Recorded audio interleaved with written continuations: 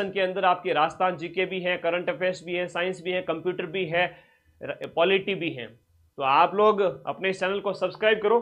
सबसे पहला है कि हमीरायण ग्रंथ किसने लिखा है? हमीरायण ग्रंथ है पद्मनाभ ने लिखा है। बहुत इंपॉर्टेंट क्वेश्चन है, सीधा सही आ जाता है।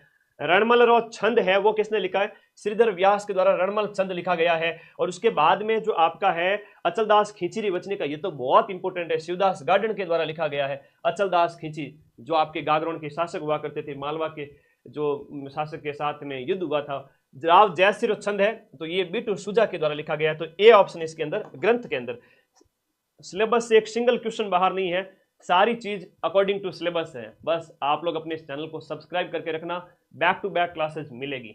देखो, मेवाड़ राजघराने के अंत्येष्टि स्थल, मेवाड़ राजघराने में किसी भी राजा महाराजा की अगर डेथ हो जाती थी ना, उन्हें उनका जो शमशान घाट बनाया गया था, जहां उनकी जो है उनको जलाया जाता था, उनका स्मारक बनता था, वो महासतिया कहलाता है। क्या कहलाता है? महासतिया। और महासतिया कहां पर है?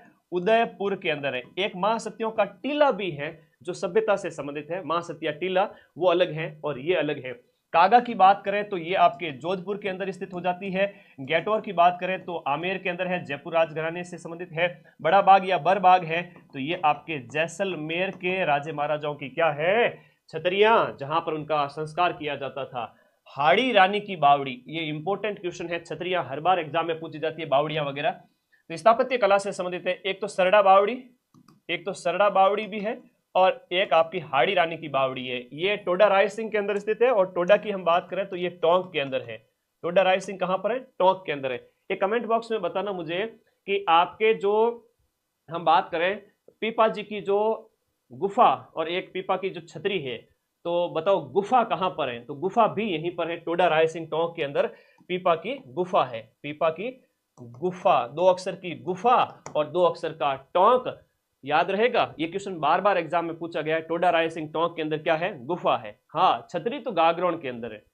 चैनल को बिना सब्सक्राइब किया हुआ कोई भी बच्चा नहीं होना चाहिए। मेरा आशीर्वाद उसी बच्चे को मिलेगा जो मेरे से जुड़ा हुआ है, और मैं सिलेक्शन की गारंटी लेता हूं कि तुम्हें इतना पढ़ा दूंगा एग्जाम से पहले कि 160,000 बच्चे हैं, उनको मैं नौकरी दिलाने में अपनी पूरी ताकत झोंक दूंगा। बस थोड़ा सा तुम भी सपोर्ट कर दो, आगे आ जाओ।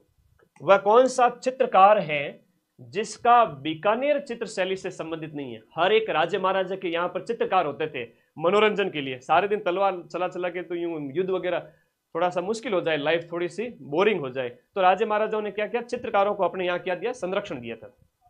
चित्रकारों को संरक्षण दिया। तो बीकानेर के अंदर जो संरक्षण दिया गया था उनमें हम बात करें कौन सा नहीं है?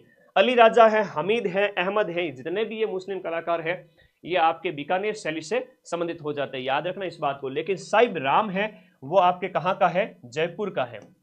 जयपुर का साहिब राम है। साहिब दीन पूछे तो वो आपके उदयपुर का है। साहिब दीन, साहिब दीन है वो मेवाड़ चित्र शैली का है। कहां का है? मेवाड़। और मेवाड़ की बात करें तो गुरुजी मेवाड़ में क्या आता है? रांची, ऊभी, राजसमंद, चित्तौड़गढ़, उदयपुर, भीलवाड़ा और आज के टाइम में एक सलूम्बर। यह 5 जो जिले हैं वो मेवाड़ के अंदर आते हैं, याद रखना मेरी बात को। जला, हाँ जला, जला तो आपका बारात जो जहां ठहरती है वहां महिलाएं डेरा देखने जाती है कि ए भाई चल के देख के आते हैं कि वहां पर कैसे कैसे जॉनी आया। जॉनी मतलब बाराती, मारवाड़ी में कहते जॉनी। तो कैसे कैसे जॉनी आया, फिर वो जॉनी की मजाक उड़ा देते हैं कि बाडा टेढ़ा आया, मारवाड़ी में कहते जो कि कोई के आंख का काना है, ये है, वो मजाक उड़ाते हैं। तो ये मारवाड़ में चलता रहता है, याद रखें। फिर बात करें कुआ पूजन, ये बच्चे के जन्म के 21वें दिन होता है, जिसे जलवा पूजन कहते हैं। क्या कहते हैं? जलवा पूजन कहते हैं, जो बच्चे के जन्म पर किया जाता है, बच्चे के जन्म से संबंधित है, और 21वें दिन है वो आपका जलवा पूजन किया जाता है। आया? मजा आ रहा है ना? ऐसी की ऐसी क्लास लेके आऊंगा जबरदस्त वाली, हर सप्ताह 70 क्वेश्चन। सिलेबस में 70 क्वेश्चन जीके के, 20 क्वेश्चन हिंदी के हैं, 15 क्वेश्चन अंग्रेजी के हैं, 15 क्वेश्चन गणित के हैं, हो गए 120 क्वेश्चन, 200 नंबर का पेपर, 120 क्वेश्चन, 70 क्वेश्चन की प्रैक्टिस तुम्हारा भाई कराएगा तुम्हें। बस चैनल सब्सक्राइब किया होगा तो क्लास मिल जाएगी फ्री में। यूं ही बैठा के चैनल को सब्सक्राइब करने से गुरुजी को फायदा हो जाएगा। अरे मेरे भाई बहनों, मुझे कोई फायदा नहीं होता है, मैंने ऐड बंद कर दिए। चाहूं तो महीने के 1,00,000 1,50,000 रुपए तो यूट्यूब के ऐड से कमा सकता हूं। कितने? 1,00,000 से 1,50,000 रुपया यूट्यूब की ऐड से कमा सकता हूं। पैसा किसको अच्छा नहीं लगता, लेकिन तुम्हारी कसम है ना, ऐड है वो बंद कर रखी है, 1 रुपया नहीं मिलता यूट्यूब से। तो मेरा कोई फायदा नहीं है, तुम्हारा ही फायदा है। सब्सक्राइब कर देना, तुम्हारे लिए तो मैं महीने का ₹1,00,000 भी छोड़ रहा हूं। ग्रुप ज्वाइन कर लेना, लिंक इस वीडियो के नीचे दिया हुआ है, ऐप का भी और ग्रुप का भी। ये क्लास की पीडीएफ सीधी वहां ग्रुप में फेंकूंगा, प्रिंट आउट निकला लेना या ऐसे ही पढ़ लेना प्रैक्टिस के लिए, ठीक है। ओके, लैब असिस्टेंट बुक तो मार्केट में आई हुई है, अभी बताऊंगा वीडियो के एंड में। घर बैठे मंगा सकते हो, लैब की है ना, बैच वगैरह की इंफॉर्मेशन वीडियो के एंड में। तो अपना टेलीग्राम ग्रुप है जहां पर मेरे सभी भाई बहन है वो 3 लाख होने वाले हैं। वाह भाई वाह, बहुत बढ़िया, 300K, और वो भी 1 साल के अंदर। इतना प्यार किसी कोचिंग को नहीं मिला आज तक राजस्थान के इतिहास के अंदर। ये तो मां सरस्वती का आशीर्वाद है कि दिल से पढ़ाते, इसलिए तुम लोग जुड़ रहे हो। टेलीग्राम में जुड़ जाओ जाके सभी। ये प्रश्न का उत्तर बताओ, साधु, शिकारी, शेठ शेठानी, दुल्हा दुल्हन किस नृत्य के प्रमुख स्वांग है? आपके सिलेबस में लोक नाट्य है। वैसे बेसिकली हम बात करें तो ये लोक नाट्य याद रखना। तो लोक नाट्य एक टॉपिक होता है, संगीत। जो हम कल्चर के अंदर बात करें, संगीत टॉपिक के अंदर क्या क्या पढ़ते हैं? देखो, संगीत के अंदर लोक नृत्य भी पढ़ते हैं। क्या पढ़ते हैं? लोक नृत्य भी पढ़ते हैं, लोक नाट्य भी पढ़ते हैं, वाद्य यंत्र भी पढ़ते हैं और लोक गीत भी पढ़ते हैं। ये संगीत के अंदर आता है। तो आपके सिलेबस के अंदर गीत संगीत है, इसका मतलब सब कुछ पढ़ना है। हाँ जी, कर दो शेयर सभी दोस्तों के अंदर। आज की क्लास बहुत इंपॉर्टेंट है, सप्ताह में 1 बार आएगी और हर दिन मैं छोटे छोटे वीडियो डालता हूँ, क्लिप वाले, शॉर्ट्स वाले। कौन कौन देखता है? कल 7 रोपवे वाला देखा था, 7 रोपवे तुम लोगों ने एक ही दिन में लाखों में देख लिया वो वीडियो, बहुत अच्छा। ऐसे शॉर्ट वीडियो छोटे छोटे डालने चाहिए, रोजाना आएंगे तो तुम लोग उस वीडियो को भी देख लिया करो। ये हैं आपके गिंदड़ नृत्य के हैं। गिंदड़ के अंदर ये स्वांग है, नाटक है। गिंदड़ की बात करें तो बेसिकली आपकी शेखावाटी का है। प्रश्न पूछा गया कि गिंदड़ नृत्य कहाँ का है, तो याद करना शेखावाटी में। अब कोई नया बच्चा है, किसी को पता नहीं है, तो शेखावाटी में क्या होता है गुरुजी? और देख, और राजस्थान को मैप है गए, और राजस्थान मैप है, अट शेखावाटी है, चूरू सीकर झुंझुनू, चूरू है, सीकर है, झुंझुनू है, ये शेखावाटी का एरिया कहलाता है, ठीक है, याद करना। अब हम बात करें तो शेखावाटी में किस अवसर पर खेला जाता है गुरुजी? एग्जाम में प्रश्न आया था भाई, होली के अवसर पर, होली पर डाकी लोगों के द्वारा, पुरुषों द्वारा, और पुरुष लोग महिलाओं की बारी तक नहीं आने देते। कई सारे पुरुष लोग स्त्रियों के कपड़े पहन करके भी ये डांस करते हैं, तो याद रखना। और एक बार एक प्रश्न ये भी पूछा गया था कि बताओ इसमें किस वाद्य यंत्र का प्रयोग किया जाता है? तो इसमें नगाड़े का प्रयोग किया जाता है। किसका? नगाड़े वाद्य यंत्र का प्रयोग, जिसे हम कहते हैं बम। बम, बम किसका नाम है? नगाड़े का ही नाम है, याद करना। मेवात के अंदर तो बम रसिया है ना, बम नगाड़ा और रसिया मतलब गीत, तो बम रसिया जो है वो डांस आपका मेवाड़ का है। ये तुम लोग याद करो। हाँ, कच्ची घोड़ी है, जिंदाद है, और बिल्कुल सही बता रही वालिका, ये शेखावाटी के ही नृत्य हैं। हाँ जी, आगे बढ़े। नेक्स्ट देखो, गोगा जी रो जन्म कटे हुए और पाबू जी रो कटे हुए और हड़बू जी फता जी रो कटे हुए। ए लोक देवता है, आर बारे में तार प्रश्न बता लो। देखो, और गोगा जी महाराज का जो जन्म है, बोलो गोगा जी महाराज की जय। ददरेवा चूरू के अंदर आपका जन्म होता है। देखो याद करो, जहां पर सिर गिरा गोगा जी का, है ना, शीर्ष मेड़ी जो कहलाती है, शीर्ष मेड़ी, तो आप लोगों को याद रखना, सी से चूरू हो गया, सी से शीर्ष मेड़ी हो गया, और दुर्मेड़ी है तो वो नौर हनुमानगढ़ के अंदर है। तो 2 पूजा स्थल आप लोगों को याद रखना। एक गोगा जी की ओल्डी है जो कि आपके जालोर के अंदर भी है, तो वो भी प्रश्न एग्जाम में आता है। अब अगला देखो, पाबूजी महाराज की जय। तो पाबूजी महाराज तो कोड़ूमंड फड़ौदी के अंदर, अब ये जो है वर्तमान में फड़ौदी जिले के अंदर है। कहां पर? फलोदी, जहां चैत्र अमावस्या के अवसर पर थाली डांस होता है। कौन सा होता है? थाली नृत्य होता है। हड़बू जी महाराज भुंडेल नागौर के अंदर, इनकी जो पूजा होती है भुंडेल नागौर के अंदर।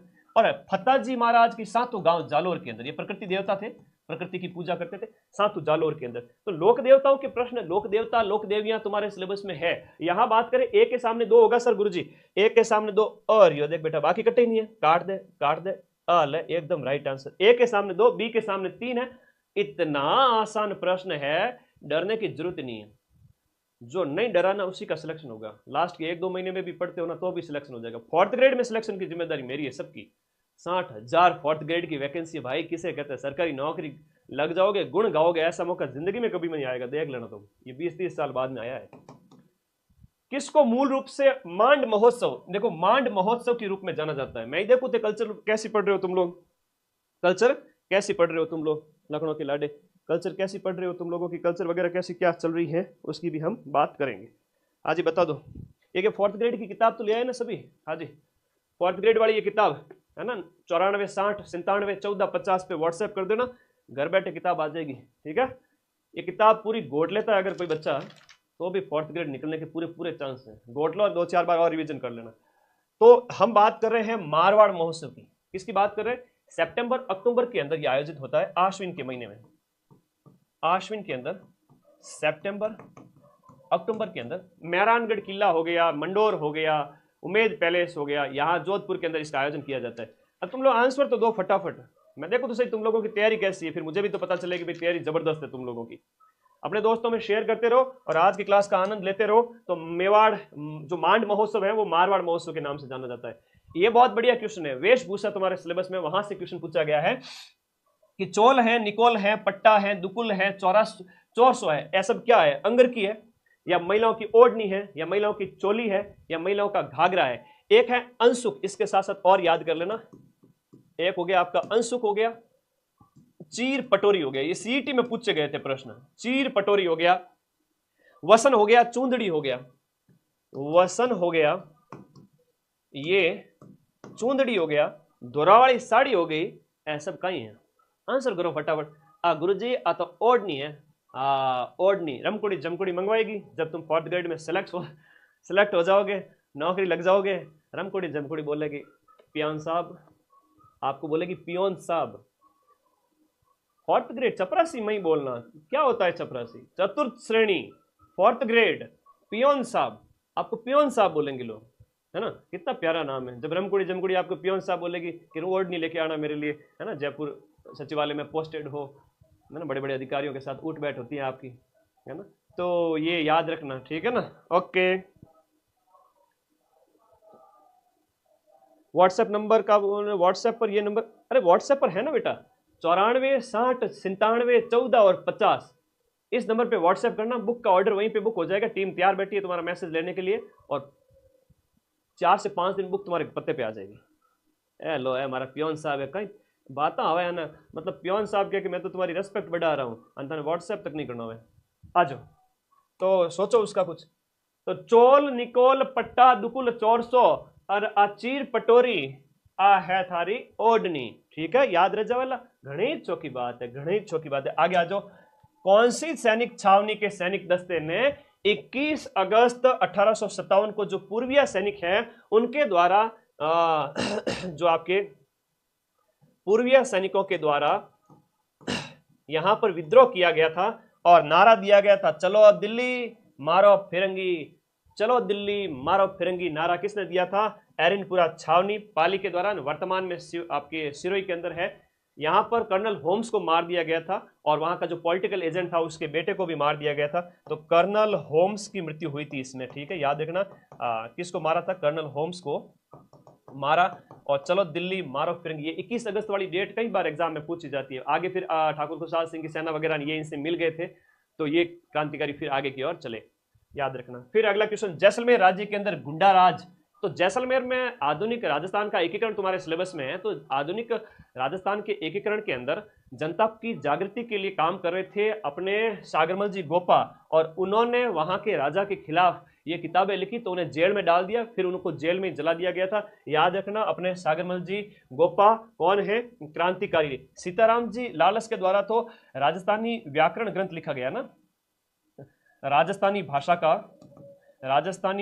का जो व्याकरण ग्रंथ, जिसे हम कह सकते हैं एनसाइक्लोपीडिया ऑफ या एनसाइक्लोपीडिया, राजस्थानी भाषा का जो शब्दकोश 10 खंडों के अंदर राजस्थानी भाषा का शब्दकोश किसके द्वारा लिखा गया था? सीताराम जी लालस, ये चारण कवि थे, इनके द्वारा लिखा गया था, याद रखना है। ओके, नेक्स्ट, ये कल्चर कल्चर पूरी हो गई। अब हिस्ट्री के सिलेबस के क्वेश्चन तुमसे पूछ लेता हूँ, नहीं आवे ना तो बढ़िया तैयारी करना, अगले सप्ताह फिर आऊंगा और क्वेश्चन पूछूंगा।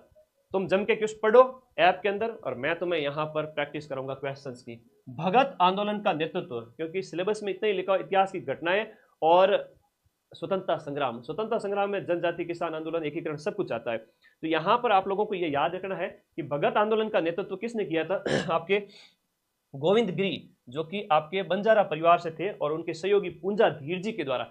एक और भी थे इनके सहयोगी, सुरजी भगत, है ना?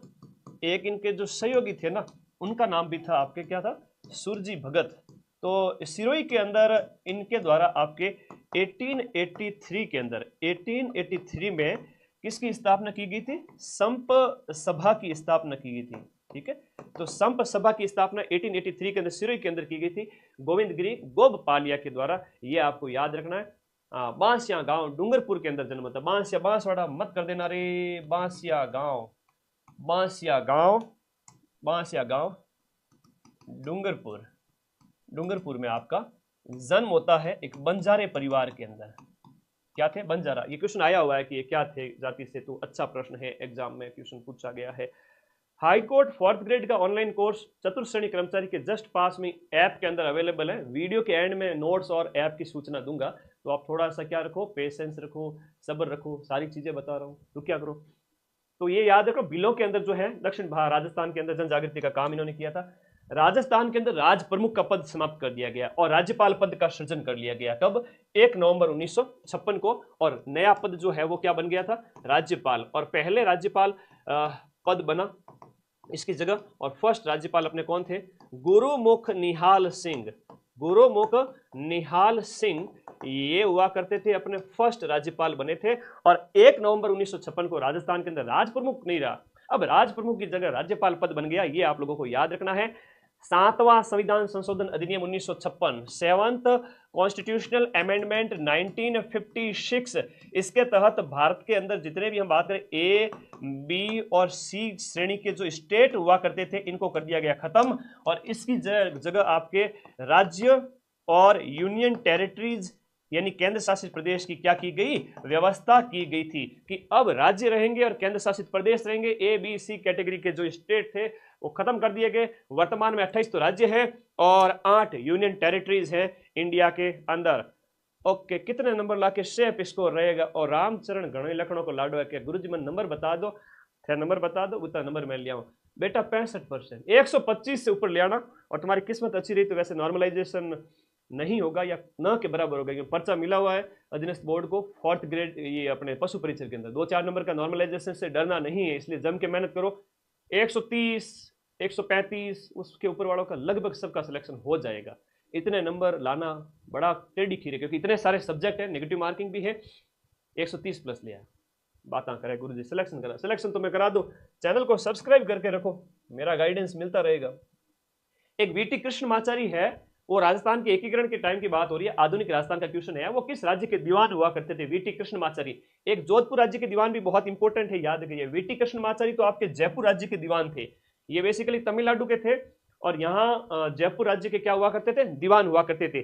CS वेंकटाचारी वो जोधपुर के दीवान हुआ करते थे। CS वेंकटाचारी ये जोधपुर राज्य के क्या हुआ करते थे? दीवान हुआ करते थे। और वीटी कृष्णमाचारी की बात करूं तो ये प्रारूप समिति के सदस्य भी बने थे। क्या? किसके भाई? खेतान की जो मृत्यु है, खेतान जो सदस्य थे, खेतान की जो मृत्यु के बाद में प्रारूप समिति, जो 7 सदस्यीय प्रारूप समिति थी, भीमराव अंबेडकर की अध्यक्षता में प्रारूप समिति के सदस्य भी बने थे। कौन बने थे? वीटी कृष्णमाचारी। तो भारत का संविधान भी तुम्हारे सिलेबस में है, बच नहीं सकते तुम। आगे बढ़ो। किस रियासत में गोकुल भाई भट्ट ने प्रजामंडल आंदोलन का नेतृत्व किया? देखो, गोकुल भाई भट्ट जिन्हें कहते हैं राजस्थान का गांधी कहते हैं। क्या कहते हैं? राजस्थान का गांधी। तो राजस्थान के गांधी जी कौन? गोकुल भाई भट्ट। तो इनका जो जन्म स्थान था वो हाथल गांव था, और ये हाथल गांव कहां पड़ता है? सिरोही के अंदर। और सिरोही को बंबई प्रदेश में जब मिला दिया गया था, इन्होंने विरोध किया, तो फिर बाद में अंतिम चरण के अंदर राजस्थान में वापस शामिल किया गया। इनके द्वारा खूब आंदोलन किया गया, तो इनके द्वारा सिरोही प्रजामंडल का जो है नेतृत्व किया गया था। और सिरोही प्रजामंडल की बात करें तो सबसे पहले 1934 के अंदर ये बंबई में एक असफल प्रयास हुआ था सिरोही प्रजामंडल की स्थापना का, और बाद में 1939 के अंदर ये सिरोही प्रजामंडल जाकर के बना। तो ये आप लोगों को याद रखना है, गोकुल भाई भट्ट के नेतृत्व में 1939 में, और यहाँ असफल प्रयास हुआ था। गोकुल भाई भट्ट तो याद रहेगा नरे, सबको याद रहेगा। ओके, नेक्स्ट आगे बढ़ो। क्रांतिकारी रचना जिसका नाम है चेतावनी रा चुंगटिया। 1903 के अंदर मेवाड़ के महाराणा फतेह सिंह जी मुंह ऊपर करके निकल गए। कहां पर? एडवर्ड सप्तम का दिल्ली दरबार लगा हुआ था। जितने देर में केसरी सिंह जी बारट ने कहा कहां जा रहे हो, रुको जरा, कहां जा रहे हो?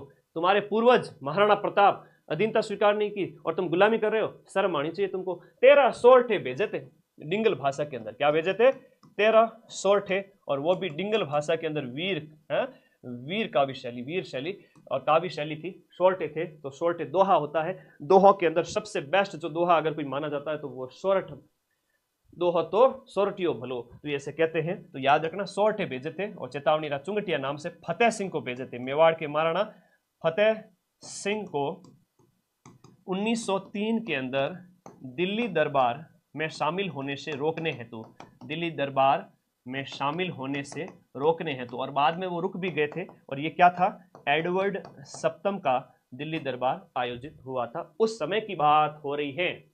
सर्व हितकारिणी सभा की स्थापना चूरू के अंदर स्वामी गोपाल दास के द्वारा 1907 के अंदर की गई थी। कब की गई थी?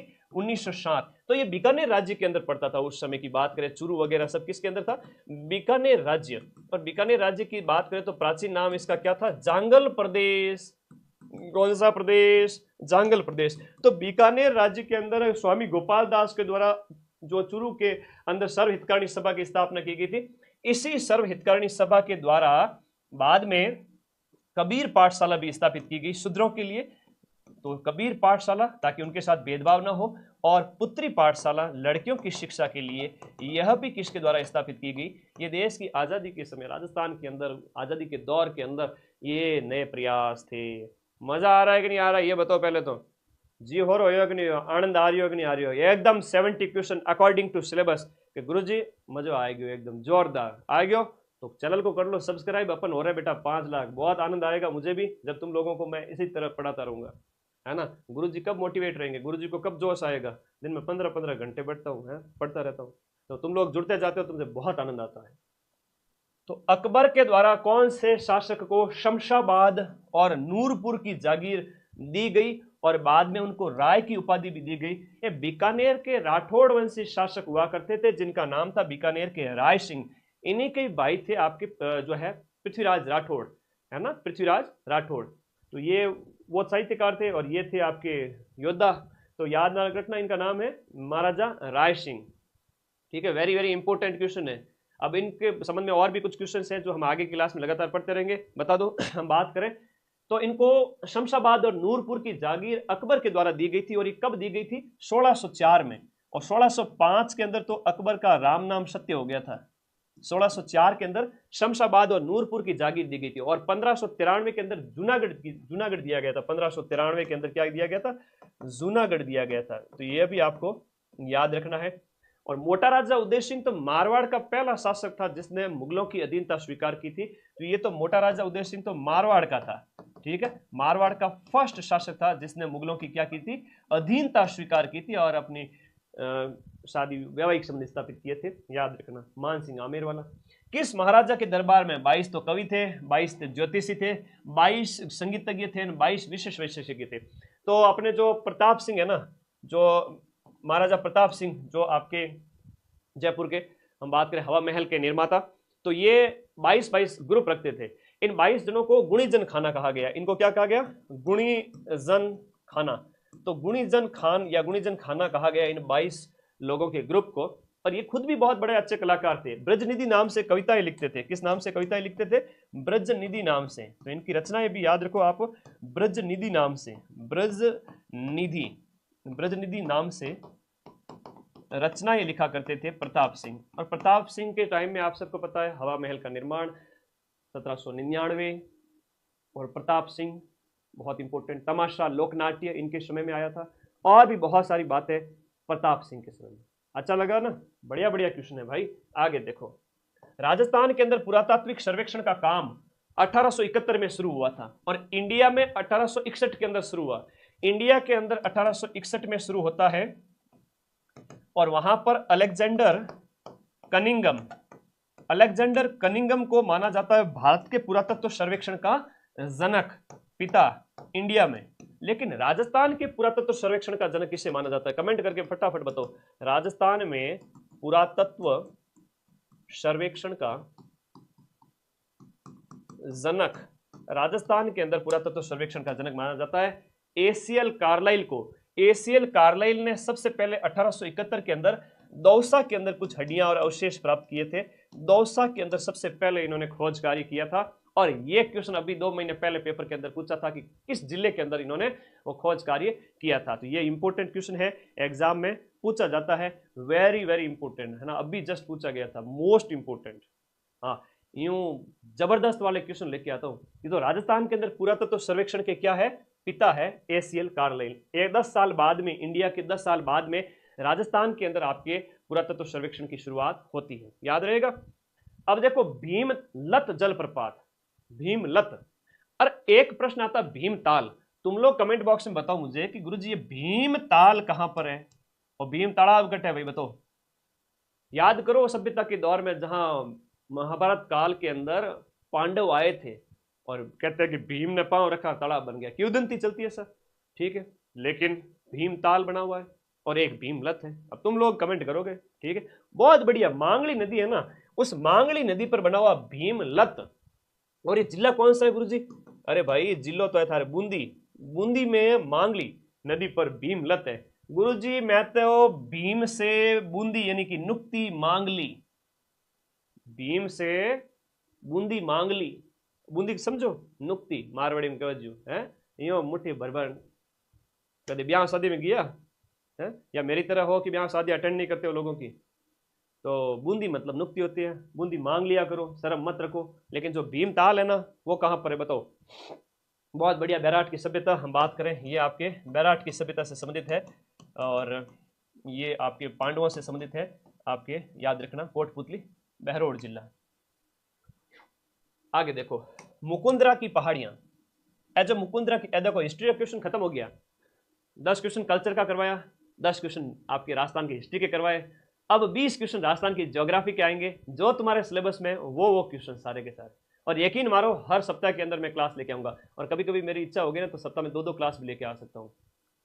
तो तुम लोग तो बस जुड़े रहो, जबरदस्त क्लासें आने वाली हैं। तो देखो यहाँ बैराट की सभ्यता कोटपुतली बहरोड जिला कर देना, नवीन 41 जिलों के हिसाब से। अब तुम मुझे ये बताओ कि जो मुकुंदरा की जो पहाड़ियां है ना, ये कहाँ पर स्थित है? अब मुकुंदरा की पहाड़ियों की बात करें तो हाड़ौती पठार के अंदर, हाड़ौती पठार की बात करें तो यहाँ पर ये जो आपकी है मुकुंदरा की पहाड़ियां यहाँ पर है। और जिले आप भी साथ साथ में याद लिख दिया करो, वेरी इंपॉर्टेंट, कोटा और झालावाड़, ठीक है, ओके।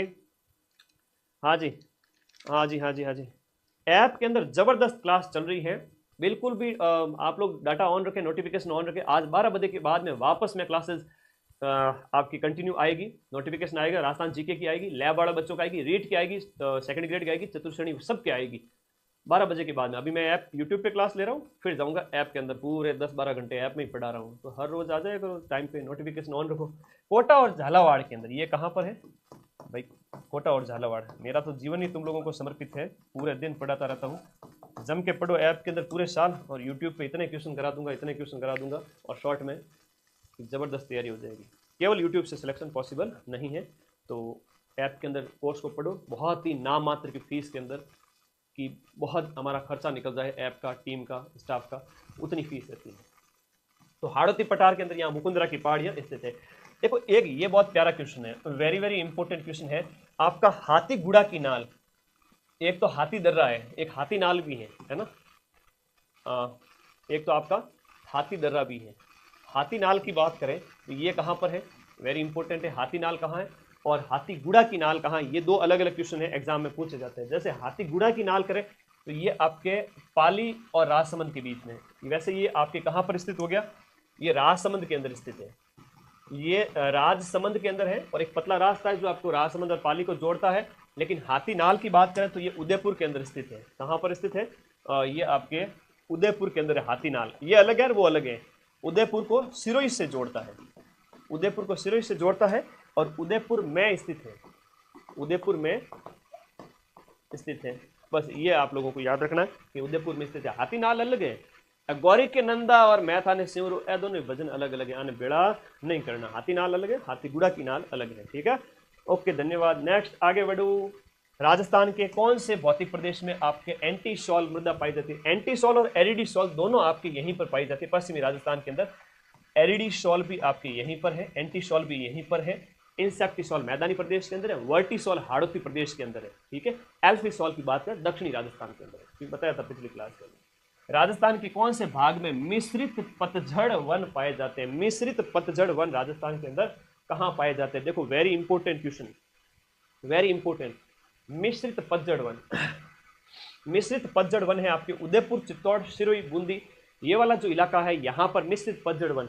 ऊंचाई के बारे में पूछे तो याद करना, आपके 500 से लेकर के 800 मीटर का जो इलाका है, 500 से 800 मीटर ऊंचाई वाले जो एरिया है आपके मेवाड़ वाले हो गए, इधर सिरोही वाला हो गया, हाड़ौती में बूंदी वाला प्रदेश हो गया, तो वहां पर आपके क्या पाए जाते हैं? मिश्रित पतझड़ वन। राजस्थान की पहली वन नीति, पहली वन नीति 2010 के अंदर आती है और नवीनतम अभी 2023 की वन नीति है, तो 2023 वाली भी याद रखना, 2023 वन नीति भी याद रखना, और इसके साथ साथ आपकी 2010 के अंदर राजस्थान की पहली फॉरेस्ट पॉलिसी आती है। अगला क्वेश्चन देखो मेरे भाई, निम्न में से राजस्थान के किन जिलों के अंदर उप आर्द्र जलवायु? देखो आर्द्र जलवायु की बात करें तो राजस्थान के अंदर आर्द्र जलवायु वगैरह तो कॉमन सी बात है कि भाई जहां बारिश होती है तो यहाँ पर आर्द्र जलवायु होगी। इससे थोड़ा आगे आएंगे तो उप आर्द्र जलवायु आ जाएगी। तो ये जो जयपुर वाला जो इलाका है ना, याद रखिएगा, इसमें ये जो जयपुर है, अजमेर है, अलवर है, टोंक है, जो मध्य वाला भाग है, यहाँ पर आपकी उप आर्द्र हो जाएगी। यहाँ पर आर्द्र होगी और यहाँ पर क्या होगी? उप आर्द्र। ये बहुत ज़्यादा ह्यूमिडिटी है इसमें, इसमें थोड़ी कम है, और इधर आओगे तो पूरी ह्यूमिडिटी खत्म हो जाएगी, आर्द्रता रहेगी नहीं हवा के अंदर। निम्नलिखित में से कौन सी राजस्थान की सबसे बड़ी मीठे पानी की झील है? देखो राजस्थान की सबसे बड़ी मीठे पानी की झील जिला कौन सा है? कमेंट करके बता दो। ये है आपके जैसमंद के अंदर, और जैसमंद जो झील है वह अभी वर्तमान के अंदर 41 डिस्ट्रिक्ट के अकॉर्डिंग याद करना आपके सलूम्बर जिले के अंदर है। अरे कहां पर है? सलूम्बर जिला, याद करना कौन सा जिला है? सलूम्बर जिला। आज की अपडेट है क्या? हाँ, अपनी राजस्थान रामबाण, ये भी 94 60 97 14 50 पे व्हाट्सएप करके घर बैठे मंगा लो। इसमें अपडेट दिया हुआ अभी लेटेस्ट जो आर्द्र भूमियाँ थी ना, वो भी मैंने इसमें ऐड कर दी है। लो यार रामबाण मंगा दो, आर्द्र भूमियाँ भी ऐड कर दी। कल रोप में बड़ा क्वेश्चन करवाया था यूट्यूब पे शॉर्ट्स में, तो वो भी है। अब इसमें क्वेश्चन भी है और शॉर्ट में थ्योरी भी है। सभ्यताएं शॉर्ट में दे दी है, 2-3 पेज में सभ्यताएं, और फिर उसके 100 क्वेश्चन, राजवंश, क्वेश्चंस और थ्योरी, हर एक टॉपिक, राजस्थान के इतिहास हो गया, कला संस्कृति, भूगोल, राजव्यवस्था, हर एक क्वेश्चन भी है, थ्योरी भी है, क्वेश्चन भी है, थ्योरी भी है। ऐसी ये नंबर 1 किताब है राजस्थान के अंदर जिसमें क्वेश्चन भी है, थ्योरी भी है। अब इसके अलावा कोई किताब पढ़ने की जरूरत नहीं पड़ेगी राज, ठीक है। चलो 564 पेज की है, आगे आ जाओ। तो मीठे पानी की झील याद होगी। वर्षा जल को रोकने के लिए रानीसर तालाब बनाया गया था। रानीसर तालाब रानी जी के द्वारा बनाया गया, रानी जसमा देव के द्वारा 1459 के अंदर जोधपुर के अंदर, जोधा की रानी जसमा दे, हाड़ी रानी थी जसमा दे, और इनके द्वारा 1459 ईस्वी के अंदर जोधपुर में एक टांका बनाया गया था, रानीसर टांका, जो कि जोधपुर के अंदर स्थित है। निम्नलिखित में से कौन सी नदी राजस्थान से होकर के नहीं बहती है? अब रूपारेल है, माही है, लूणी है अपने राजस्थान की, लेकिन ताप्ती है, ये भ्रंश घाटी से होकर बहती है। ताप्ती एंड नर्मदा, ये इंडिया ज्योग्राफी के अंदर कई बार प्रश्न आता है कि ताप्ती और नर्मदा है वो आपके भ्रंश घाटी यानी कि रिफ्ट वैली है ना, भ्रंश घाटी से होकर के बहती है, भ्रंश घाटी से बहती है। मतलब ऊपर ये विंध्याचल और सतपुड़ा वगैरह ये पहाड़ हो गए, इनके बीचों बीच चलते हुए अरब सागर में जाकर गिरती है। कहाँ गिरती है?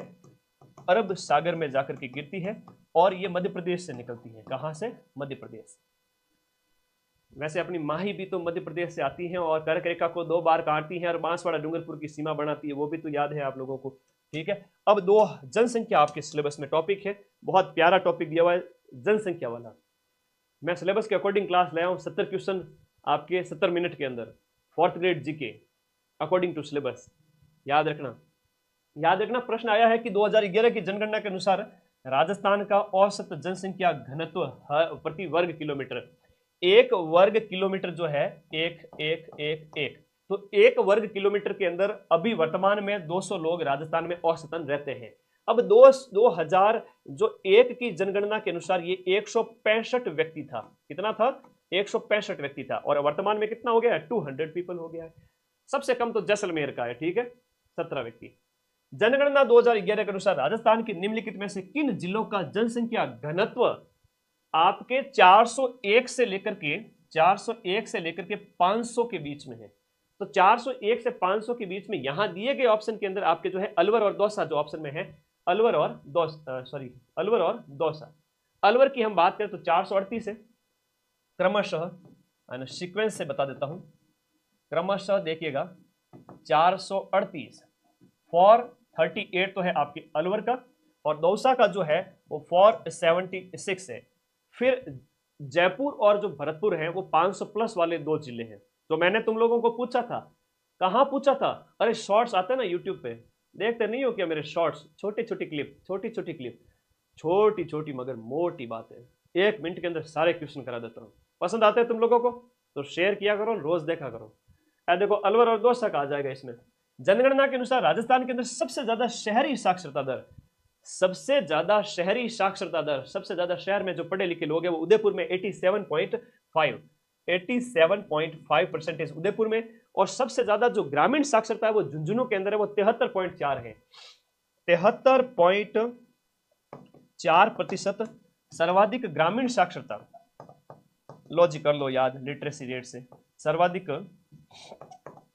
ग्रामीण साक्षरता, सर्वाधिक ग्रामीण साक्षरता और कौन से जिले की है, अपने शेखावाटी के अंदर, गांव में लोग बहुत पढ़े लिखे हैं, झुंझुनू के अंदर सबसे ज्यादा 73 और 87 है वो शहरी साक्षरता, उदयपुर जिले की सबसे ज्यादा है। फिर बताइएगा राजस्थान के अंदर पहली वंदे भारत एक्सप्रेस, ये क्वेश्चन भी पूछा गया था, अभी तो खैर 3 हो गई, चौथी प्रस्तावित भी है। तो इस तरह से पहली वंदे भारत एक्सप्रेस जो है उसको पीएम ने हरी झंडी दिखाकर रवाना किया था। वो किन स्टेशनों के बीच में चलती है, तो ये दिल्ली के बीच में चलती है, अजमेर से दिल्ली कैंट के बीच में। तो यहां पर 34 का आंसर कौन सा हो जाएगा आपका, अजमेर से दिल्ली कैंट के बीच में। ये आप लोगों को याद रखना है कि राजस्थान की पहली वंदे भारत एक्सप्रेस। राजस्थान के अंदर परिवहन विभाग का आदर्श वाक्य कौन सा है, आपके सिलेबस में परिवहन आपदा 4th ग्रेड के सिलेबस में है। तो परिवहन विभाग का आदर्श वाक्य है चरे वेती चरे वेती, ये तुम लोगों के लिए भी आदर्श वाक्य है। चरे व्यक्ति का मतलब होता है चलते रहो चलते रहो, ये बौद्ध धर्म से प्रेरित है, बहुत शानदार है ना कथन। और हम इसकी बात करें, वेरी इंपॉर्टेंट, ये आपको याद रखना है कि 1964 के अंदर 1 अक्टूबर 1964, 1 अक्टूबर 1964 में राजस्थान राज्य पथ परिवहन निगम की स्थापना होती है। राजस्थान राज्य पथ परिवहन निगम, लिखो मेरे भाई, परिवहन सिलेबस में है, क्वेश्चन आएगा। राजस्थान राज्य पथ परिवहन निगम। अब तुम में से एक सिंगल बच्चा नहीं कह सकता कि गुरुजी आप आउट ऑफ सिलेबस क्वेश्चन ला रहे हो। ये कोर्स अपना अभी मैंने 899 किया हुआ है, चतुर्थ श्रेणी के सारे नोट्स ऐप के अंदर जाओ और पढ़ लो, जम के पढ़ो। 899 अभी ऑफर प्राइस है कुछ दिन के लिए। कोर्स वाली कैटेगरी पे क्लिक करना और फिर अंदर जाकर अपना ये बैच ज्वाइन कर लेना। ये 4th ग्रेड की किताब हर बच्चे के पास में होनी चाहिए, या 4th ग्रेड हो गया या अपनी जो रामबाण होगी, अगर मंगवानी है ना तो 94 60 97 14 50 पे व्हाट्सएप करना, घर बैठे किताब आ जाएगी। ऐप के नोट्स पढ़ो, यूट्यूब पे जम के पढ़ाऊंगा, क्वेश्चन की प्रैक्टिस हर सप्ताह, एग्जाम से पहले 5 से 10 हज़ार क्वेश्चन की प्रैक्टिस करा दूंगा। सिलेक्शन होना पड़ेगा, 130 नंबर से ज़्यादा नंबर हर एक लगभग पढ़ने वाला जो मेरे साथ चलेगा उसके आ जाएंगे। लगभग 1 लाख के आसपास मान लो पढ़ने वाले हैं, ज़्यादातर तो लखनऊ के लाडे हैं, फिर पढ़ते नहीं है, एग्जाम के टाइम में आएंगे 10-10 लाख, गुरुजी पढ़ा दो, उनकी फिर मैं कैसे हेल्प करूँ। राजस्थान राज्य पर्यटन विकास निगम लिमिटेड, पर्यटन विकास निगम लिमिटेड जो ये संस्था है इसकी स्थापना कब होती है। पर्यटन विकास निगम लिमिटेड अलग है, 79 में स्थापित होता है, और पथ परिवहन निगम है वो 64 के अंदर स्थापित होता है। ये आपको अलग अलग डाटा है, याद कर लेना, क्योंकि सिलेबस में परिवहन था तो मैंने कहा पर इसके ले जाता हूँ क्वेश्चन। कैलाश सांकला राजस्थान के प्रसिद्ध व्यक्तित्व से टॉपिक से क्वेश्चन लिया है। कैलाश सांकला आपके बाघ संरक्षण से संबंधित हैं और 1972 में इनको इनका हेड भी बनाया गया था। पद्मश्री पुरस्कार से भी सम्मानित किया गया इनको। जोधपुर के निवासी हैं, है ना, जोधपुर के निवासी हैं और इनको पद्मश्री भी मिला हुआ है। और 1972 में इस परियोजना के आप हेड भी बने थे, वेरी इंपॉर्टेंट है, और जोधपुर के हैं पद्मश्री आपके कैलाश सांकला। व्यक्तित्व का क्वेश्चन आता है, टाइगर मैन ऑफ इंडिया, है ना, क्या कहलाते हैं, टाइगर मैन ऑफ इंडिया। अब ये क्वेश्चन भी एग्जाम में पूछा गया, बताओ टाइगर मैन ऑफ इंडिया कौन है, तो कैलाश सांकला जी।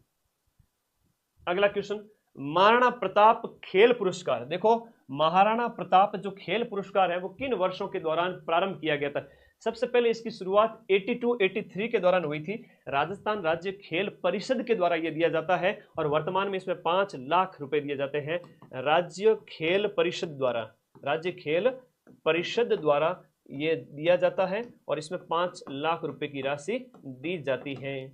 ओके, गौरी देवी राजस्थान की कौन से लोक संगीत गायन से जुड़ी हुई हैं। राजस्थान के व्यक्तित्व सिलेबस में है, हम कह रहे हैं गौरी देवी की, और प्रश्न है इनसे संबंधित संगीत की बात कर रहा है। एक गौरी बाई का प्रश्न भी लाया हूं, गौरी देवी भी है। गौरी देवी मांड गायिका है जो कि आपकी पाली निवासी थी और बीकानेर महाराजा के दरबार में, गंगा सिंह के दरबार में गायन करती थी, ठीक है। जहां पर अल्लाह जिलाई बाई केसरिया बालम आओ नी पदारो मारे देश, उन्हीं के द्वारा सबसे ज्यादा बार गाया गया अल्लाह जिलाई बाई। वैसे पहली बार तो मांगे बाई ने गाया था, याद रखना है, ठीक है।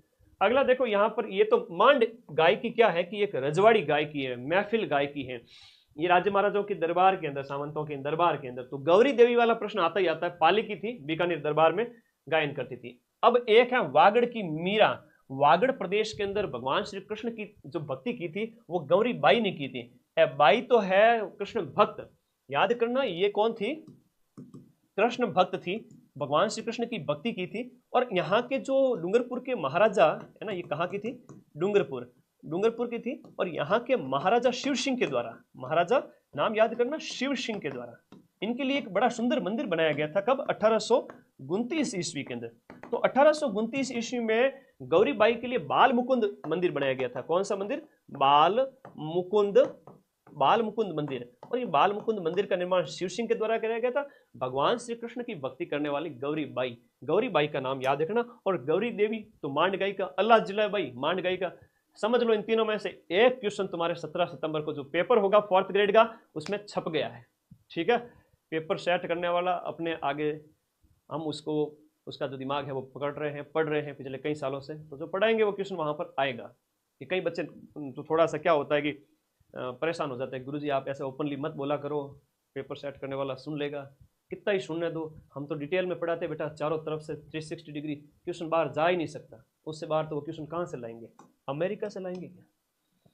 अब 40 क्वेश्चन तुमने देखा होगा राजस्थान के इतिहास और कला संस्कृति के कंप्लीट होते हैं। अगले 10 question according to your syllabus, इसकी किताब के ऊपर लिखा हुआ है 70 क्वेश्चन के मैटर के अंदर कि, हाँ जी, यह याद रखना यहाँ पर। तो यहाँ पर लिखा हुआ है कि आपका राजस्थान भूगोल वगैरह इतिहास के 20-20 क्वेश्चन, फिर आपके पॉलिटी के 10 क्वेश्चन है, ठीक है, वो शुरू कर रहा हूँ। ओके, बड़ा अच्छा लगता है, अकॉर्डिंग टू सिलेबस सब कुछ करवाते हैं, बहुत अच्छा लगता है। आजो, इंडियन कॉन्स्टिट्यूशन यानी भारतीय संविधान और उसकी विशेषताएं, संविधान सभा, उससे संबंधित प्रश्न, मूल अधिकार, मूल नीति निर्देशक तत्व और कार्यपालिका, विधायिका, न्यायपालिका, ये इतना ही पढ़ना। इसके अलावा सिंगल क्वेश्चन बाहर नहीं आएगा। 5 क्वेश्चन में से 5 क्वेश्चन सही होंगे तुम्हारे। भारतीय संविधान के अंदर मौलिक कर्तव्यों का विचार लिया गया। भारतीय संविधान में मौलिक कर्तव्यों का विचार कहां से लिया गया, मूल कर्तव्य, फंडामेंटल ड्यूटीज, हमने सोवियत संघ या की बात करें, पहले का सोवियत संघ देश की आजादी के समय, और वर्तमान का कौन है, रशिया है। वर्तमान का कौन हो गया, रशिया हो गया। तो ये सरदार स्वर्ण सिंह समिति याद रखना है, सरदार स्वर्ण सिंह समिति, ये क्वेश्चन आया हुआ है। तो सरदार स्वर्ण सिंह समिति की सिफारिश पर, सरदार स्वर्ण सिंह समिति ने तो की थी सिफारिश, और इस स्वर्ण सिंह समिति की सिफारिश पर आपका 42वां कॉन्स्टिट्यूशनल अमेंडमेंट, संविधान संशोधन 1976, और उसके तहत संविधान के भाग 4 क के अंदर अनुच्छेद 51A जोड़ा गया, जिसके अंदर 10 मूल कर्तव्य जोड़े गए। कितने जोड़े गए, 10 मूल कर्तव्य जोड़े गए कि भारतीय नागरिकों, केवल और केवल मूल अधिकार ही लेके बैठे हो, तुम्हारे भी देश के प्रति कुछ अधिकार कर्तव्य हैं। जैसे सर तुम्हें पढ़ाते हैं तो सर के प्रति तुम्हारे कर्तव्य भी है कि चैनल को सब्सक्राइब करना है, शेयर करना है, पढ़ना है दिन रात ये करके। तो कई सारी बातें हैं ना, बहुत सारी चीजें होती हैं। तो संविधान हमें बहुत कुछ दे रहा है, तो हमारे भी कुछ कर्तव्य है। तो ये सोवियत संघ से हमने अपनाए थे। और एक प्रश्न और पूछा जाएगा तुम्हारे, ये तो 10 जोड़े थे, पर 11वां जो कर्तव्य जो जोड़ा गया था ना, ये क्वेश्चन हर बार एग्जाम में आता है। ये 86वां कॉन्स्टिट्यूशनल अमेंडमेंट आपका 2002 द्वारा 11वां, जो बच्चों की निःशुल्क शिक्षा से संबंधित है, बच्चों की निःशुल्क शिक्षा से संबंधित है, वो आपको याद रखना है। बच्चों की निःशुल्क और अनिवार्य शिक्षा 11वां मूल कर्तव्य। तो मैंने सब कुछ पढ़ा दिया है कि 42वें संविधान संशोधन के द्वारा जोड़ा गया, भाग 4 क के अंदर 51A जोड़ा गया अनुच्छेद, ये हो गया आपका क्या हो गया, आर्टिकल अनुच्छेद। सरदार स्वर्ण सिंह समिति मैंने पढ़ा दी। अब ऐप के अंदर भी बड़ी डिटेल में पढ़ लो, कितने पढ़ो, उसका सार तो यही है। तो ऐसे हर बार मूल अधिकारों के सार वगैरह, और भी बहुत सारी चीजें जिनके सार वगैरह, वो मैं आप लोगों को पढ़ाता जाऊंगा, समझाता जाऊंगा कि भाई इसमें क्या है। तो 11वां कर्तव्य याद रखना, पहले 10 थे, अब 11 हो गए। समिति कौन सी थी, संशोधन कब हुआ था, रूस से हमने अपनाया था। और रूस अपना प्यारा दोस्त, 1971 के जो वॉर हुआ था उसके बाद से ही, आपको पता है, एक शिप भेजा था, एक जहाज भेजा था अमेरिका के खिलाफ हिंद महासागर के अंदर, भाग गया अमेरिका अपने रूस से डर करके। तो ऐसी दोस्ती और कहाँ मिलेगी। तो 1 लाइक रशिया के नाम। मौलिक कर्तव्य हमने वहां से लिए। भारतीय संविधान का पहला प्रारूप किसके द्वारा तैयार किया गया? अब तुम लोगों के क्या है कि एग्जाम में ऐसे क्वेश्चन आएंगे, वहां पर तुम लोग थोड़े से क्या एडवांस होके सोचोगे ना तो ही कर पाओगे, है ना। जल्दबाजी में आंसर मत करना। पहला प्रारूप है बेनेगल नरसिंह राव के द्वारा, यानी BN राव के द्वारा तैयार किया गया था। भारत के संवैधानिक सलाहकार थे ये कौन थे? संवैधानिक, तो संवैधानिक जो सलाहकार थे भारत के उस समय के, वो BN राव साहब थे। इनका नाम याद रखना।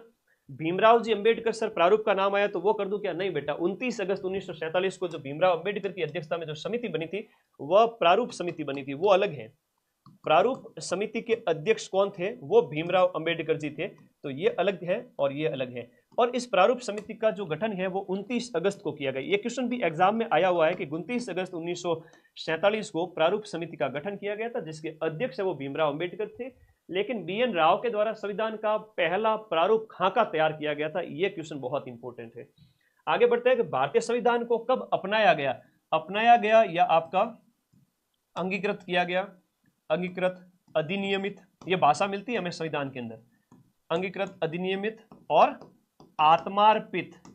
अंगीकृत, अधिनियमित या आत्मार्पित एक ही बात है। ये हम हमारे संविधान सभा द्वारा 26 नवंबर 1949 को, हाँ 26 नवंबर 1949 वो डेट है जिस दिन हमने हमारे संविधान को अपनाया था। ये बार बार क्वेश्चन पूछा जा रहा है, पिछले काफी महीने से हर बार ये क्वेश्चन पूछा जा रहा है। इतना इंपॉर्टेंट है, सीधा सा प्रश्न है, लेकिन थोड़ा ध्यान रखना और आप सभी के लिए वेरी इंपॉर्टेंट। और फिर आपका 26 जनवरी 1950 को तो लागू हो गया था कॉन्स्टिट्यूशन। ये सारी चीजें याद रहेगी। भारतीय संविधान के निर्माण में संविधान सभा को कितना टाइम लगा? तो 12 अधिवेशन लगे टोटल, 12 अधिवेशन और 2 वर्ष 11 माह 18 दिन, 2 वर्ष 11 माह और 18 दिन। राजस्थान के एकीकरण के अंदर 8 वर्ष 7 माह और 14 दिन। वो राजस्थान के एकीकरण का अलग है। बच्चे कई बार कंफ्यूज हो जाते हैं, कमेंट कर देते, तो मैं तुम्हें एक चीज बताऊं, ये अलग है, ये तो भारतीय कॉन्स्टिट्यूशन की बात हो रही है। तो पढ़ो थोड़ा विस्तार से, छोटी छोटी बातें पहली बार बच्चे पढ़ते हैं ना, फ्रेशर होता है ना, उनके लिए बड़ा दिक्कत क्रिएट करती है। संविधान को संघात्मकता के तंग ढांचे में नहीं ढाला गया है। ऐसा किसने कहा था कि हमारा जो संविधान है वो संघवाद का तंग या डिस्टर्ब होने वाला ढांचा नहीं है, जिसमें सेंटर की चलती हो, ऐसा अंबेडकर जी ने कहा था। यह कथन आप लोगों को याद रखना है, बहुत प्यारा क्वेश्चन है, भीमराव अंबेडकर जी के द्वारा कहा गया था। इंडिया की पॉलिटी खत्म होती है, 5 क्वेश्चन आएंगे, मैंने करवा दिए। अब राजस्थान की पॉलिटी के 5 क्वेश्चन आप लोग तैयार रहना कि यहां पर पूछा गया है कि निम्नलिखित में से कौन सा सही सुमेलित नहीं है। कौन सा सही सुमेलित नहीं है? अनुच्छेद 153 के अंदर राज्यपाल पद के बारे में बताया हुआ, और राज्यपाल तुम्हारे सिलेबस में सीधा सीधा क्वेश्चन 4th ग्रेड में आएगा कि अनुच्छेद 153 के अंदर राज्यपाल के पद के बारे में बताया गया है। 156 के अंदर उसकी पदावधि के बारे में बताया गया है कि राष्ट्रपति के प्रसाद पर्यंत वो पद धारण करेंगे। 154 कहता है कि राज्यपाल की कार्यपालिका शक्ति, और 155 कहता है आपका उसकी नियुक्ति के संबंध में। किसके संबंध में? आपके राज्यपाल की नियुक्ति के संबंध में, राज्यपाल की नियुक्ति के संबंध में याद रखना। नियुक्ति 155, 53 पद, 54 के अंदर कार्यपालिका शक्ति, 55 के अंदर नियुक्ति और 56 के अंदर पदावधि। तो ये आप लोगों को याद रखना है। हाँ जी, सॉरी, इसमें है वो आपका क्वेश्चन नंबर 46। हाँ जी 46, एक सेकेंड है ना, यही है क्या क्वेश्चन? हाँ यही है, ठीक है, यही है, ओके। हटाया जाना नहीं है, नियुक्ति है, ठीक है। कितने दिन अस्तित्व में रही, वो क्वेश्चन अगली क्लास में करवाएंगे, ठीक है। हाँ, हटाया जाना 158 में है, इसमें नहीं है, तो ये नियुक्ति याद रख लेना 155 के अंदर। अगला देखो, कुछ क्वेश्चन और भी हैं आप लोग पूछ रहे हैं, वो मैं अगली क्लास के अंदर लेके आऊंगा, तब और डिटेल में, और भी बहुत सारे क्वेश्चंस हर सप्ताह चलता रहेगा। और जैसे मैं फ्री हुआ सप्ताह में 2-2 क्लास भी ऐसी लगा सकता हूँ। तुम लोग थ्योरी पढ़ते रहो डीप में, और क्वेश्चन करवाने की जिम्मेदारी मेरी है। 70 एग्जाम से आगे अभी 3 महीने पड़े हैं, 3 महीने में मैं 30 बार 70 क्वेश्चन करा दूंगा। और 30 × 70 करो, 2100 क्वेश्चन होते हैं। व्याख्या के साथ पढ़ो तो 5000 से ज़्यादा क्वेश्चन होता है। कहते हैं कि 10,000 5,000 क्वेश्चन बहुत होते हैं, ठीक है। हाँ, 4th ग्रेड ऑफिसर कह सकते हो बेटा, कमेंट करके हंसते हैं कि 4th ग्रेड ऑफिसर। सोचो सरकारी नौकरी है, और सैलरी भी बढ़ेगी, साथ रहते हुए अगर दम है तो और आगे की तैयारी कर लो, वरना एक बार सरकारी नौकरी तो लो यार। इस बेरोजगारी के दौर में 60,000 घरों के जो चिराग हैं वो रोशन होंगे इस बार। तुम चाहते हो नौकरी लेना तो ले लो, वरना हंसी मजाक में अगर कोई उड़ा रहा है तो फिर वो हंसता ही रहेगा जिंदगी भर। ध्यान रखना इस बात को। भगवान का दिया कभी अल्प नहीं होता, और टूट जाए वो कभी संकल्प नहीं होता, इसलिए अपने इरादों को हमेशा मजबूत रखो। संविधान में राज्य के मुख्यमंत्री का कर्तव्य किसमें निर्धारित किया गया है? तो अनुच्छेद 167 के अंदर मुख्यमंत्री के कर्तव्य है। 150 के बाद में जब हम चलते हैं तो पहले राज्यपाल आता है, फिर आपके मुख्यमंत्री आते हैं, वो मैंने पिछली क्लास में अनुच्छेद करवाए थे। तो सीएम के ड्यूटीज। उच्च न्यायालय आपके सिलेबस में है। उच्च न्यायालय का मुख्य न्यायाधीश अपना त्याग पत्र किसे देगा? तो ये राष्ट्रपति को देगा अनुच्छेद 217 के तहत। याद रखना, अनुच्छेद 217(1), अनुच्छेद 217(1) क के तहत राष्ट्रपति को उच्च न्यायालय का हाईकोर्ट का मुख्य न्यायाधीश, और वर्तमान में है के श्रीराम 43वें वर्तमान में राजस्थान हाईकोर्ट के मुख्य न्यायाधीश है। राजस्थान हाईकोर्ट के मुख्य न्यायाधीश के श्रीराम है। इससे पहले 42वें कौन थे? मनिंद्र मोहन श्रीवास्तव जी, जो मद्रास हाईकोर्ट चले गए। मद्रास से राजस्थान कौन आ गए? के श्रीराम। और ये लेटेस्ट अपडेट है। सभी साथी चैनल को सब्सक्राइब कर लेना बेटा, इंफॉर्मेशन दूंगा एकदम सटीक, सीधा सिलेक्शन करा दूंगा। और आशीर्वाद चाहिए गुरुजी का तो जुड़ जाओ चैनल से, आ जाओ। राजस्थान प्रशासनिक सेवा अधिकारी, जो आरएएस अधिकारी होते हैं ना, उनको पहली बार जिला कलेक्टर के पद पर काफी 30 साल 35 साल सर्विस होने के बाद में उनको डीएम बना दिया गया था। 2009 में इसकी शुरुआत की गई थी। ये प्रश्न एग्जाम में पूछा गया था। राजस्थान में शासन सचिवालय, सचिव तुम्हारे सिलेबस में है। अभी वर्तमान में चीफ सेक्रेटरी ऑफ राजस्थान की बात करें तो कमेंट करके बताओ 45वें चीफ सेक्रेटरी राजस्थान के कौन है? उषा शर्मा की जगह नए बने हैं चीफ सेक्रेटरी का नाम कमेंट बॉक्स में बता दो। और यहां पर कह रहे हैं कि शासन सचिवालय की स्थापना है वो आपके कब होती है? शासन सचिवालय की स्थापना अप्रैल 1949 के अंदर शासन सचिवालय की स्थापना जयपुर। तो शासन सचिवालय अप्रैल 1949 के अंदर शासन सचिवालय की स्थापना होती है। वेरी इंपॉर्टेंट, याद रखना। वर्तमान सचिव के बारे में मैंने प्रश्न पूछा था राजस्थान के, देखिएगा वर्तमान सचिव 45वें क्रम के हैं और इनका नाम क्या है? सुधांशु पंत है। बहुत बढ़िया, आंसर आ रहे हैं सबके, कमेंट तो कर दो। सुधांशु पंत है, बिल्कुल। सन्नू, संजू, करण, पंत याद रहे गुरुजी माना। सुधांशु पंत पूरा याद है, सुधांशु पंत है। हाँ, 24 अप्रैल 1949 को इसकी स्थापना होती है और 45वें हैं अपने सुधांशु पंत, ये नाम याद रखना, ठीक है।